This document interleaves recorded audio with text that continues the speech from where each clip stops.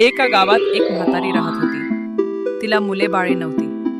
ती आणि तिचा नवरा दोघेच होती. तिचा नवरा सारखा आजारी असायचा.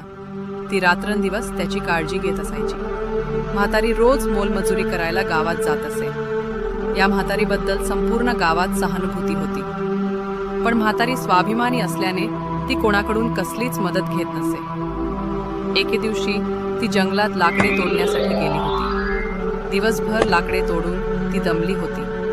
लाकडांची मोळी बांधली, पण ती मोळी तिला काही उचलली जाईना. त्याने ती वैतागली व मोठमोठ्याने बडबडू लागली, देवा, आता या उतार वयात ही मोळी जर माझ्याच नेने उचलली जात नसेल तर मला तरी उचल बाबा.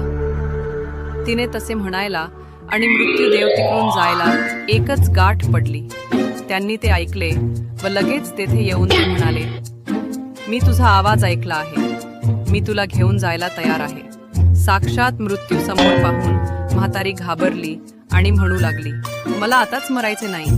मी जर मेले तर माझ्या आजारी नवऱ्याची सेवा कोण करेल? मी काही इतकीच काही म्हातारी नाही की मलाही मोळी उचलता येत नाही.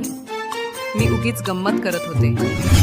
पण मला काय माहिती, मला उचलायला तू लगेच येशील तेव्हा. मला सोड बाबा एकटीला. जा तुझा तू. हे ऐकताच मृत्यूदेव निघून गेले आणि म्हातारीने पूर्ण ताकदीने लाकडाचा भारा उचलला व घराकडे चालू लागली.